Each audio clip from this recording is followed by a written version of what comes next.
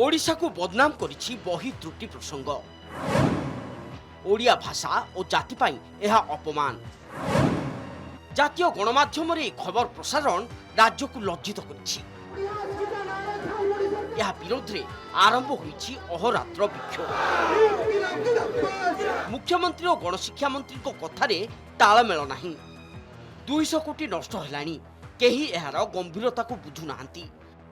नुआ बही ए जाय मिली नाही। संशोधित बही ऑनलाइन मोड रे दिया जाउछि। भूल जदि छुआ को पढ़ा जिवो ताहा सेमानक मन रे रहिजिवो। मुख्यमंत्री जदि यह को षडयंत्र कहउछंती केवल क्राइम ब्रांच तदंत देई देले हेबनी। छात्र छात्री अभिभावक विभिन्न संगठन प्रतिवाद कलेनी, हेले सरकार सुनु नाहंती। एबे शिक्षा को बंचाइबा को राज्यर छात्र छात्री अभिभावक जेनजी जेन आल्फा राजनैतिक दल एक होई राजरास्ता को उलाइछंती। एथिपाई युव छात्र संघर्ष भुवनेश्वर गांधी मार्ग रे शांतिपूर्ण विक्षोभ करछि। शिशु मंदिर उपरे भरोसा अछि, सरकारी स्कूल उपरे काहेकि आसुनी बोली प्रश्न उठिछि। एहा पछरे सरकार निजे षडयंत्र करुनाहांती तो? घरोई शिक्षानुष्ठान को प्रोत्साहन देबाकू एहा करा जाउनी तो? ए उत्तर सरकार देबा दरकार।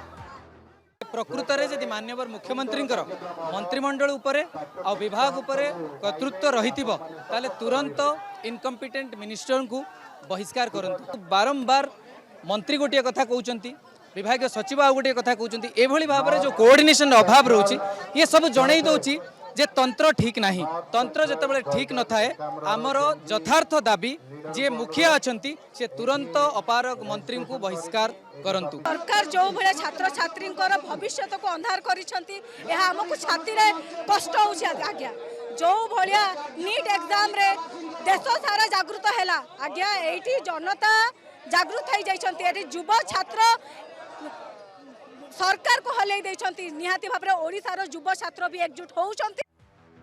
सरकार अहंकार छाड़तु, पूर्व प्रचलित बही पढ़ा जाऊ। आज अनिर्दिष्ट काल जाए शांतिपूर्ण भावे धारणा देव युव छात्र संघर्ष समिति। जेबे जाए सरकार शुणिबे नाही ए धारणा जारी रहिबो। गणशिक्षा मंत्री नैतिकता दृष्टि इस्तीफा दियंतु। इस्तीफा नदेले मुख्यमंत्री तांकु बरखास्त करंतु। लाल बहादुर शास्त्री नैतिकतार ज्वलंत उदाहरण। नियुक्ति उपरे सरकार निघा नथिबा अभियोग होइछि। सरकारी अधिकारी शृंखलित हुंतु बोली चेतावनी दिया जाइछि। बही त्रुटि रे संपृक्त दोषी मानकु बहिष्कार करबाकू दाबी होइछि। गवेषकों को लेई नुआ पाठ्य खसड़ा प्रस्तुत हेउ धारणा समय रे सरकार ठारू सुरक्षा मध्य दाबी करा जाइछि।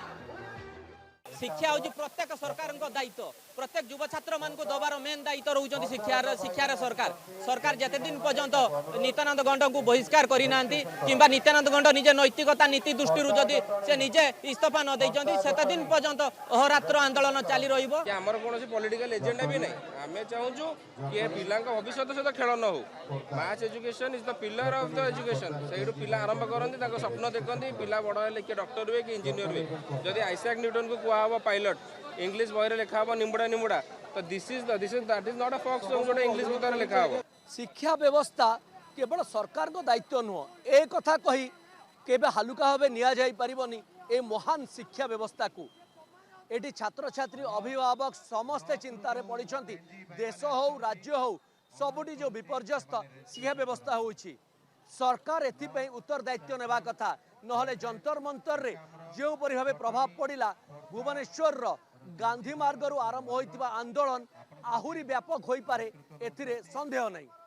भुवनेश्वर कैमरा पर्सन सरोज को सह प्रियव्रतम महांती, नंदीघोष टीवी।